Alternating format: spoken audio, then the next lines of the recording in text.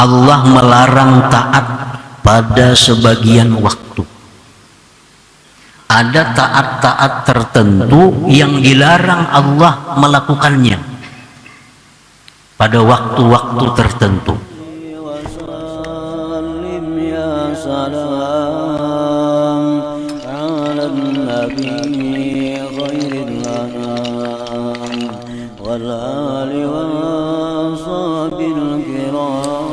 Bismillahirrahmanirrahim. Alhamdulillah, alhamdulillahilladzi ja'ala at-ta'ati anwa'a wa waqata laha awqata fadlan min rahmatan wa rahmatan minhu wa fadla. Asyhadu an la ilaha illallah wahdahu la syarika lahu fima dabbara wa qadha. وأشهد أن سيدنا محمدا عبده ورسوله إلى الأمة جميعا.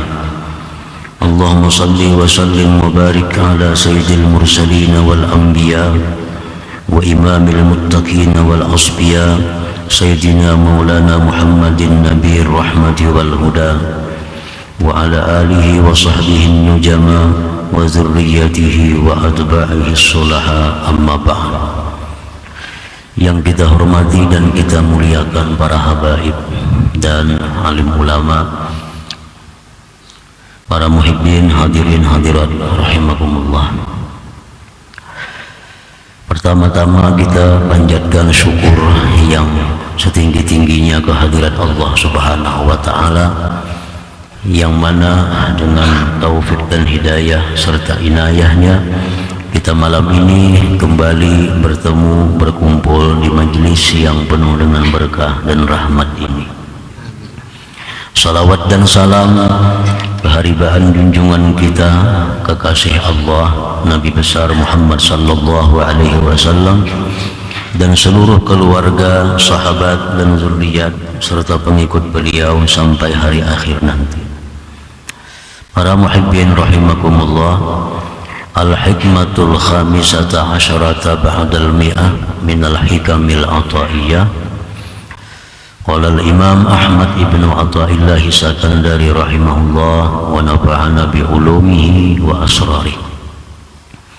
Hikmah yang ke-115 dari Al-Hikam, berkata pengarang Imam Ahmad bin Athaillah As-Sakandari rahimahullah, lamma alimal haqqu minka wujudal malal lawana lakat ta'at wa alima ma fika min wujudis syawahi fahajaraha alaika fi ba'dil awqat liyakuna hammuka iqamatas salah la wujudas salah fama kullu musallin mukim. Yang artinya, sungguh telah mengetahui Allah Subhanahu wa ta'ala daripada engkau akan adanya sifat bosan, sifat malas.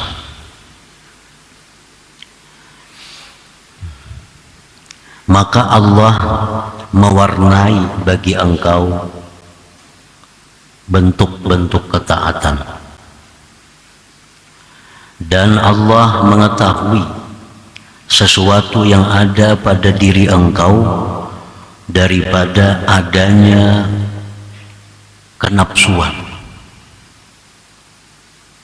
Maka dia cegah itu taat atas engkau pada sebahagian waktu, supaya adalah yang engkau pentingkan itu mendirikan salat, bukan hanya sekedar adanya salat. Maka tidaklah tiap-tiap orang yang sembahyang, maka tidaklah tiap-tiap orang yang salat mukim bisa mendirikan salat itu. Nah, itulah makna dari hikmah yang ke-115 ini. Ni'matani azimatani an'amallahu bihima ala abdi. Ada dua nikmat yang besar yang Allah berikan dua nikmat itu atas hambanya, atas kita semua. Nikmat yang besar itu yang pertama adalah al-ula tanwi'ut ta'at.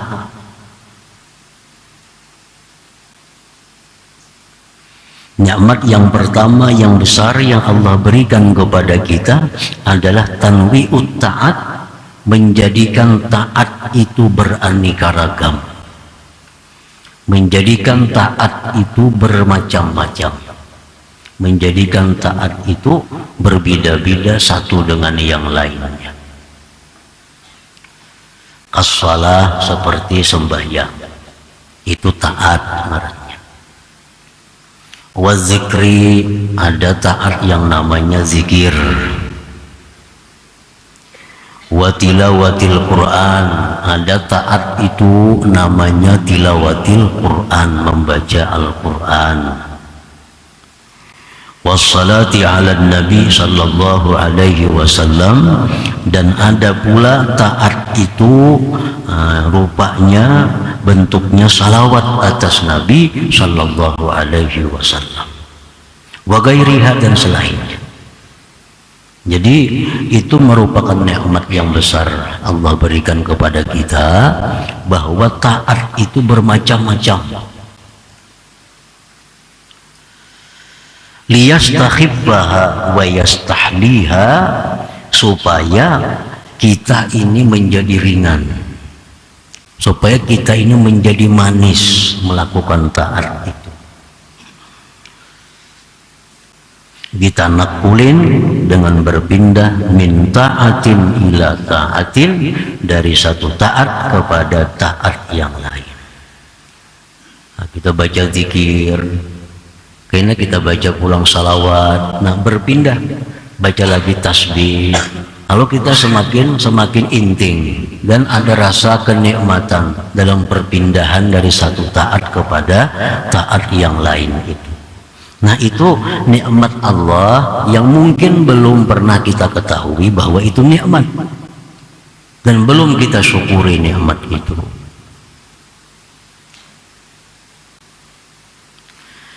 Fa in kanat min naw'in wahid sa'imatha an-nafs wa tarakatha istisqala.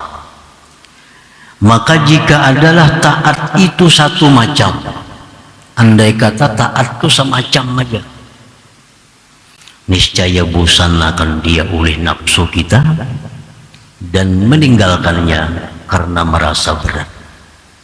Makanya amalan itu semacam aja ada, berupa la ilaha illallah aja, kada ada lain, kada ada amalan, kada ada salawat, kada ada tasbih, kada ada istighfar, kada ada salat, kada ada apa. Amalan cuma Allah mengulahkan sebuting aja, Allah mengulahkan satu aja, zikir misalnya. Nah, ayat itu jadi bosan. Bisukan pagi itu juga dibaca, sore itu juga dibaca, malam yang itu juga dibaca, akhirnya kita bosan. Bila mana bosan, otomatis kita meninggalkannya. Nah, jadi itu nikmatnya, itu anugerah Allah yang besar kepada kita. Taat itu banyak, taat itu bermacam-macam. Li'anna sya'nan nafs an la taduma ala halin wahid, karena keadaan nafsu itu dia tidak kekal atas satu keadaan. Nafsu ini paling kada ketujuh, semacam aja pada apakah kada ketujuh nafsu itu kalau semacam aja. Misal kita berisi pakaian putih-putih aja kada mau nafsu, masih ada hendak hijau, ada hendak hitam, pokoknya nafsu kita kada mau satu keadaan. Ala taral insana idza dawama ala ta'amin wahid tas'amuhu nafsu. Adakah tidak engkau lihat manusia itu bila mana dia mengakali atas satu macam makanan, maka bosan akan dia nafsunya. Hari-hari itu aja makanannya, tentu kita bosan. Dan ini terjadi zaman Bani Israel. Padahal makanan ini makanan surga, al-man was-salwa, yang diberikan Allah kepada Bani Israel. Ini makanan yang istimewa, al-man was-salwa. Tiap hari dikirim dari langit makanan yang tidak ada dalam dunia.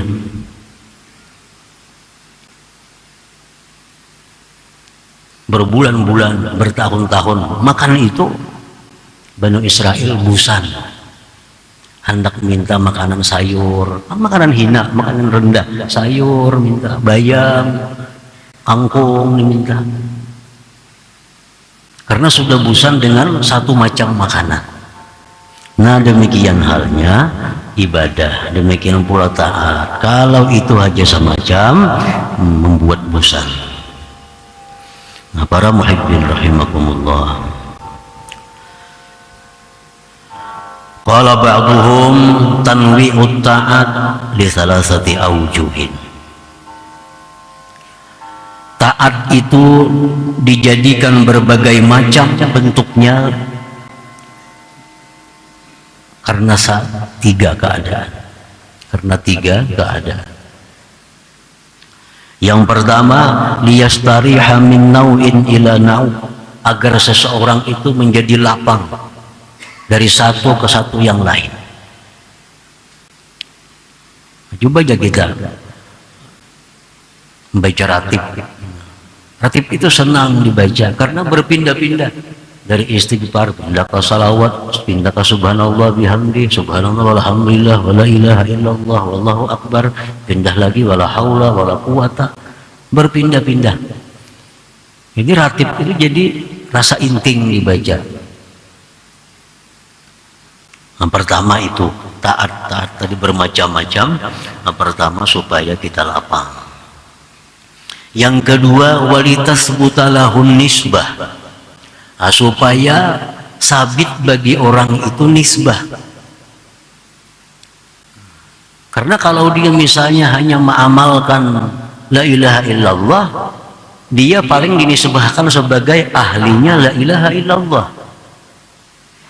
Tapi kalau orang ini macam-macam, nah dia bisa disebut orang yang mengamalkan la ilaha illallah, bisa disebut orang yang mengamalkan salawat, bisa disebut orang yang mengamalkan tasbih, disebut orang yang mengamalkan baca Quran. Nah, banyak nisbah-nisbah yang ditujukan kepada orang yang mengamalkan tadi, supaya banyak ngaran kita ini. Nah, jadi kalau kita satu aja amalan, misalnya salawat saja, kita ahli salawat saja, kada ahli zikir, kada ahli tahlil, kada ahli tasbih, kada ahli baca Quran. Kalau salawat saja bacaan kita. Nah, jadi supaya banyak nisbah-nisbah itu dijadikan taat tadi macam-macam. Yang ketiga, walituqama alaihil hujjah, agar didirikan atasnya hujjah. Karena di akhirat kita ditanya, kenapa engkau tidak taat? Busan ya Allah. Nah, makanya Tuhan taat tuh banyak. Kalau ikam busan sembahyang, baca Quran. Ikam busan ini, baca ini. Nah, jadi itu untuk menjadikan hujjah Allah kepada kita, sehingga kita tidak ada alasan malas untuk taat kepada Allah. Tidak ada alasan untuk tidak berzikir kepada Allah, karena banyaknya macam-macam zikir itu. Nah, para muhibbin rahimakumullah, fal ibadatu ma'an nasyat walau qallat a'zamu minal ibadah ma'al kasal. Ibadah itu disertai dengan semangat, disertai dengan rajin, gairah, sekalipun sedikit, itu lebih besar nilainya di sisi Allah daripada ibadah beserta malas sekalipun banyak. Orang sembahyang tarawih 4 rakaat saja, 2 salam, 2 rakaat salam, 4 rakaat, tapi inya bagus, rajin. Pada 20 menguliat. Ini sudah imam baca surah hanya berdiri, bahunjurlah. Allah lebih suka sedikit tapi ma'an nasat, beserta rajin. Fal ibadatu ma'an nasat walau qallat a'zam minal ibadah ma'al kasal wa in kasurat. Nah, ibadah itu rajin sekalipun sedikit bilangannya, itu lebih besar nilainya daripada ibadah yang disertai dengan malas sekalipun banyak hitungannya. Jadi kalau kita beribadah misalnya baca sholawat 10, la ilaha illallah 10, subhanallah bihamdi 10, la haula wala quwata illa billah 10, pindah lagi astagfirullah 10 lagi, pindah lagi hasbunallah wa ni'mal wakil 10 lagi. Tapi tiap kali perpindahan itu membuat kita semangat, tiap kali perpindahan membuat kita rajin, membuat kita manis. Itu lebih baik daripada kita membaca la ilaha illallah 100 kali tapi disertai dengan adanya malas, nah, disertai dengan adanya bosan itu. Li'anna al-ibrata laisat bi kasratil his wa innamal ibratu bi wujudil makna, karena yang dipandang itu bukannya banyaknya kenyataannya, bukan banyak bilangannya, bukan banyak hitungannya, tetapi yang dipandang itu adalah adanya maknanya. Jadi Allah memandang ibadah itu kualitasnya, memandang kualitasnya, bukan yang dipandang banyaknya. Orang yang bersedekah misal 1 juta tapi kualitasnya bercampur dengan riya. Allah lebih suka orang beribadah bersedekah 100.000 tapi dengan murni karena Allah. Allah kada pandang jumlah rupiahnya, tapi yang dipandang Allah kualitas itu. Nah, sama halnya dengan bacaan-bacaan tadi. Kalaunya banyak rajin itu lebih disukai Allah lagi. Banyak tapi kada berubah rajinnya, kada berubah semangatnya, bahkan makin banyak makin semangat, nah itu paling disukai Allah. Yang jadi pilihan ini, jikalau banyak tapi malas, nah lebih baik sedikit tapi semangatnya ada. Nah, para muhibbin rahimakumullah, jadi itu nikmat yang pertama yang besar yang diberikan Allah subhanahu wa ta'ala kepada kita.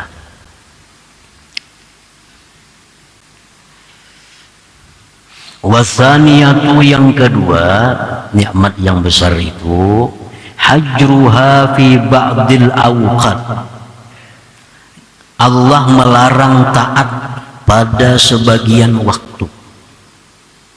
Ada taat-taat tertentu yang dilarang Allah melakukannya pada waktu-waktu tertentu. Fa innal fara'idha yamtani'u fi'luha fi ghairi awqatihal mahdudah, bahwa sembahyang-sembahyang fardu itu tertegah melakukannya, dilarang melakukannya pada bukan waktu yang ditentukan. Sembahyang fardu subuh cuma ada berapa waktunya? Misalnya dari mulai jam 5 kurang 15 menit sampai jam 6. Itu aja waktu yang boleh kita melakukan subuh. Berdahulu kada boleh. Walaupun kita kehendakan, kerajinan, kada kawa. Kada kawa. Allah melarang. Puasa Ramadan contohnya. Cuma 1 bulan. 1 bulan.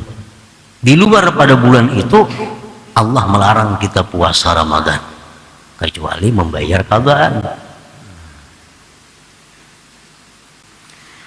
Wan nawafilu yamtani'u fi'luha bi waqtil karahah, yang sunat-sunat daripada sembahyang terlarang memperbuatnya, tertegah memperbuatnya pada waktu karahah. Nah, pada waktu istiwa Allah melarang kita sembahyang.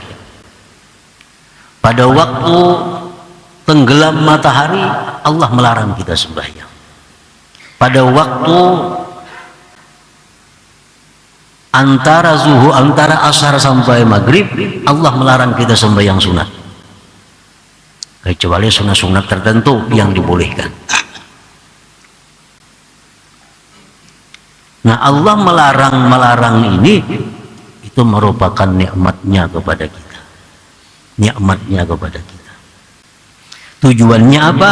Li'alla yahsula minka syarahun, agar tidak ada daripada engkau itu kenapsuan. Kenapsuan. Fayajurruka ila taksir, kalau kita beribadah itu kenapsuan, itu membawa kepada kekurangan. Kena kurang jadinya, terlalu bersemangat. Nah, apa aja bila terlalu bersemangat tuh kada menuntung. Apa aja yang bila kenapsuan itu kada menuntung. Kenapsuan. Orang kenapsuan hendak memakan, nukar makanan ini, makannya kada samuan, kada habis tuh, kada menuntung, kada. Nafsunya makan.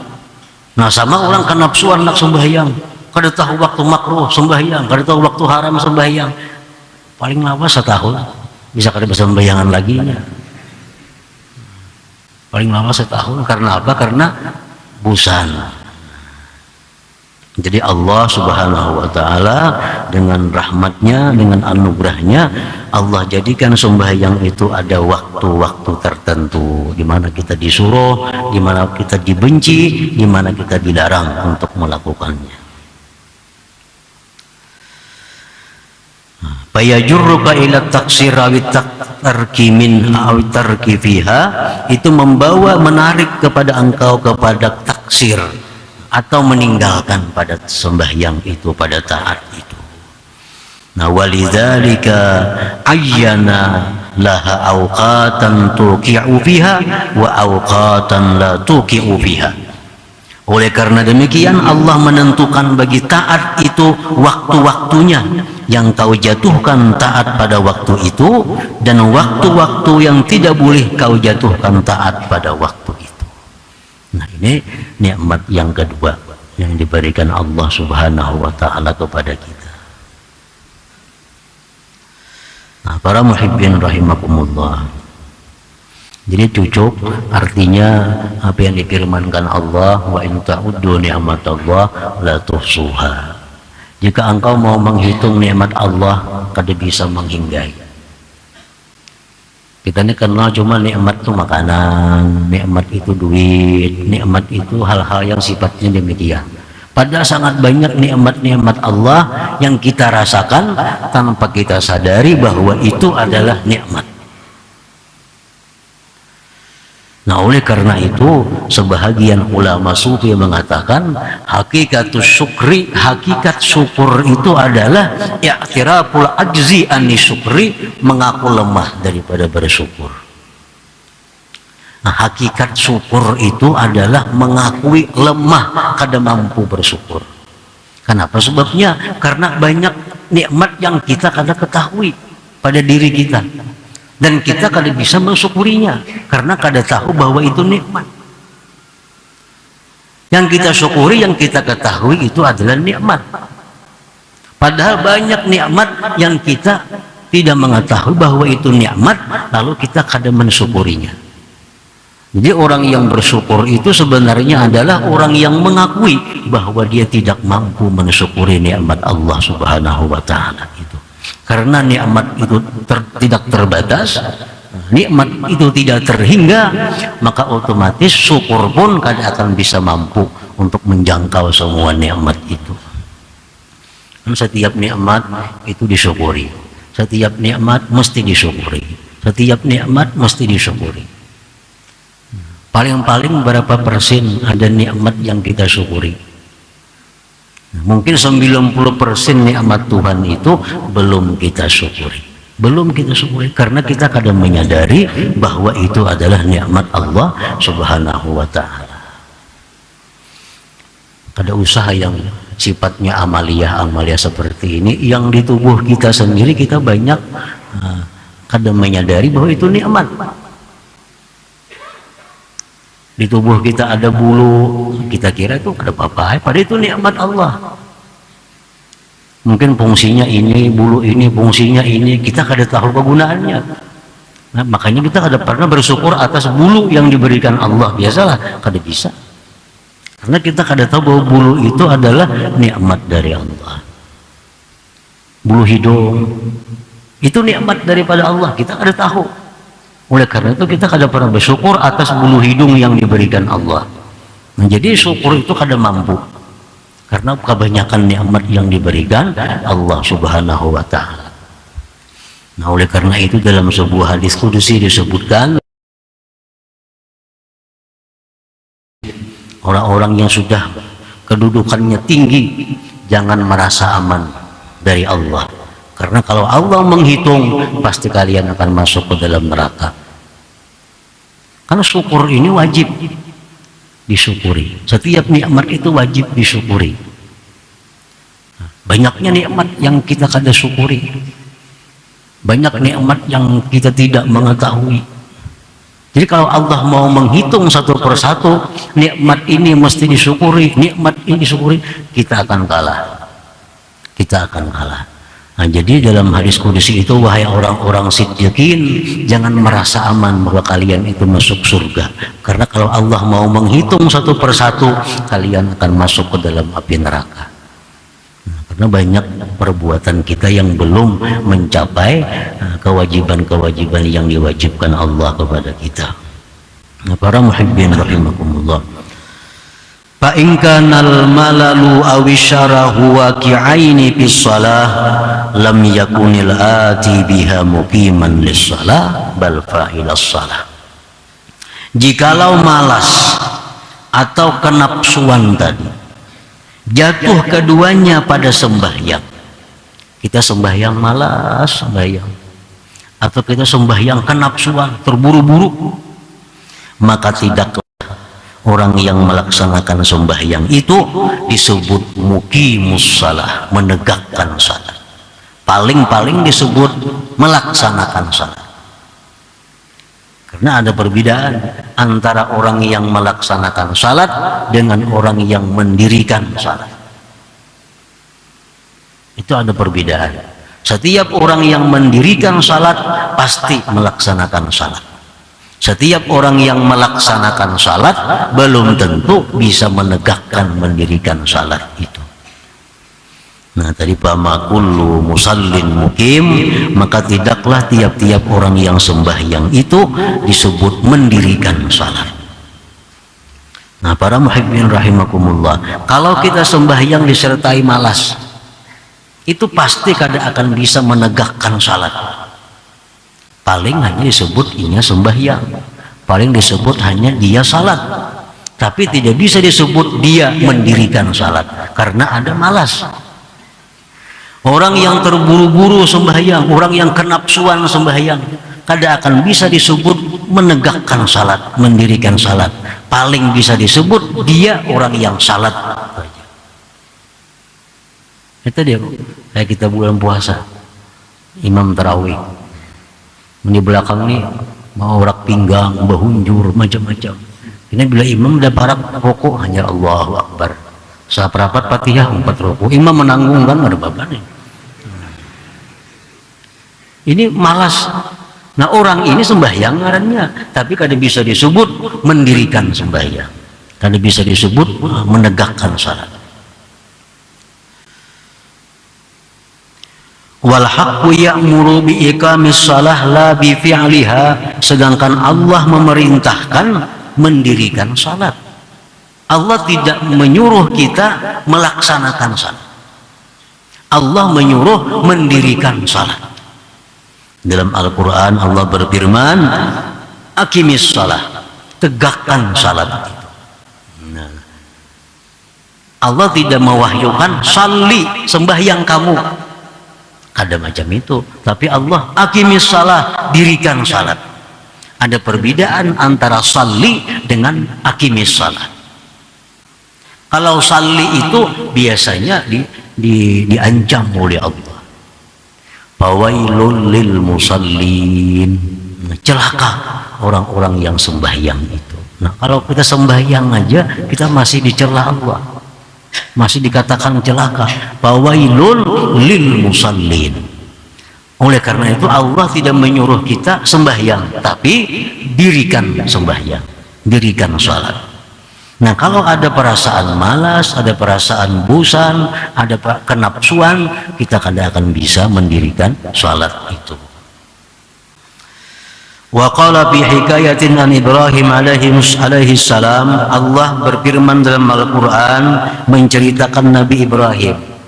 Nabi Ibrahim dalam doa beliau kepada Allah, Rabbi ja'alni muqimas shalah. Rabbi ja'alni, ya Allah jadikanlah aku muqimas shalah, mendirikan salat. Jadikanlah aku orang yang menegakkan salat. Itu doa Nabi Ibrahim. Nabi Ibrahim tidak minta kepada Allah dengan permintaan Rabbi ja'alni, jadikanlah aku ya Allah musallian, orang sembahyang. Tidak demikian. Tapi Nabi Ibrahim minta kepada Allah, Rabbi ja'alni muqimas shalah. Nah, supaya kita bisa menegakkan sembahyang, salah satunya kada disertai dengan malas, kada disertai dengan keterburu-buruan atau kenapsuan tadi. Li'annal muqim huwallazi ra'a syara'itaha wa arkanaha wa sunanaha wa adabaha wa khusyu'aha. Karena yang disebut dengan mendirikan salat itu orang yang memelihara syarat-syarat sembahyang, orang yang memelihara rukun-rukun sembahyang, orang yang memelihara sunat-sunat sembahyang, orang yang memelihara adab-adab sembahyang. Adabnya lebih halus daripada sunat. Adab itu lebih halus. Orang yang sembahyang dengan pakaian yang kotor, kada najis, kada bang, cuma kotor. Misal ada bekas ludah, ada bekas ingus, itu kan kada najis tapi kotor.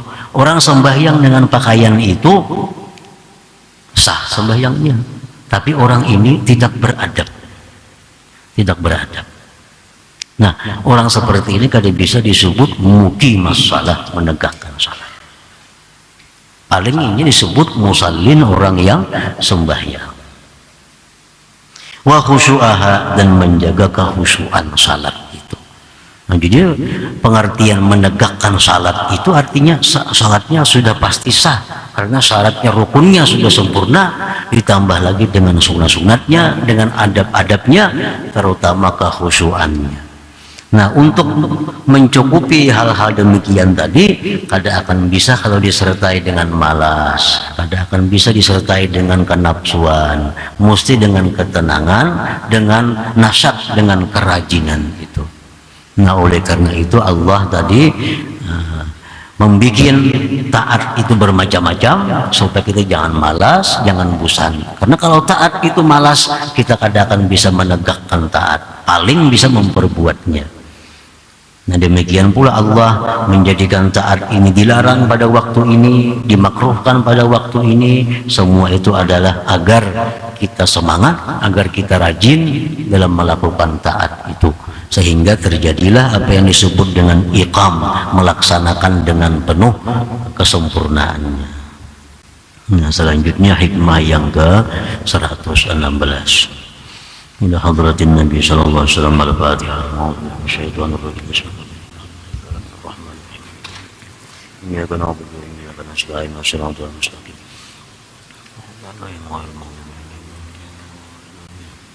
Ya Allah biha, ya Allah biha, ya Allah biha husnul khatimah. Ya Allah biha, ya Allah biha, ya Allah biha husnul khatimah. Ya Allah biha, الله بها الله بحسن الخاتمة. فيا أيها الرجل منه شفاعة صلوا عليه سلموا تسليما. اللهم صل وسلم